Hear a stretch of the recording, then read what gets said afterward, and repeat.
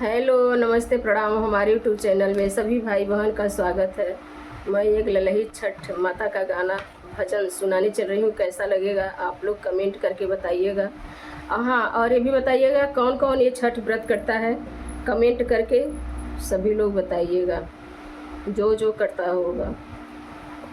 गलिया में घूमे छठी माई हो, हमें के बा बोलाई। गलिया में घूमे छठी माई हो, हमें के बा बोलाई। हमें के बा बोलाई हो, हमें के बा बोलाई। गलिया में घूमे छठी माई हो, हमें के बा बोलाई। घर घर से निकली सखिया सहेलिया, हाथ सजाए पूजा की थरिया। घर घर से निकली सखिया सहेलिया, हाथ सजाए पूजा की थरिया। चरणन में शीस झुकाई हो, माई हम ही बोलाई। चरणन में शीस झुकाई हो, माई हम ही बोलाई। गलिया में घूमे छठी माई हो, हमें के बा बोलाई। गलिया में घूमे छठी माई हो, हमें के बा बोलाई। केहू सखी माई के हाथ मुँह धोवे, केहू आसन चौक सजावे।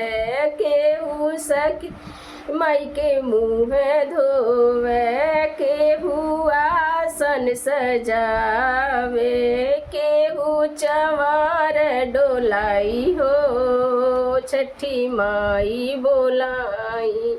केहू चवार डोलाई हो, माई छठी रानी आई। गलिया में घूमे छठी माई हो, हमें के बा बोलाई। गलिया में घूमे छठी माई हो, हमें के बा बोलाई। अन्न धन वापस भरे बहु तेरे कावन, अर्थ के हैं माँ मेरे। अन्न धन वासन भरे बहु तेरे कावन, अर्थ के हैं माँ मेरे। गोदी ना खेले कन्हाई, कैसे चयन पाई। गोदी ना खेले कन्हाई हो, हमें के बा बोलाई। गलिया में घूमे छठी माई हो, हमें के बा बोलाई। गलिया में घूमे छठी माई हो, हमें के बा बोलाई। आज के दिन महुआ दही खा ले, व्रत रखना है मन बैठा ले।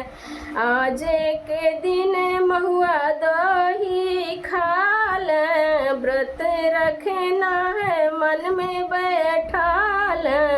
सुनी गोद भरी जाई हो, सुन संतान पाई। सुनी गोद भरी जाई हो, सुन संतान पाई। गलिया में घूमे छठी माई हो, हमें के बा बोलाई। गलिया में घूमे छठी माई हो, हमें के बा बोलाई।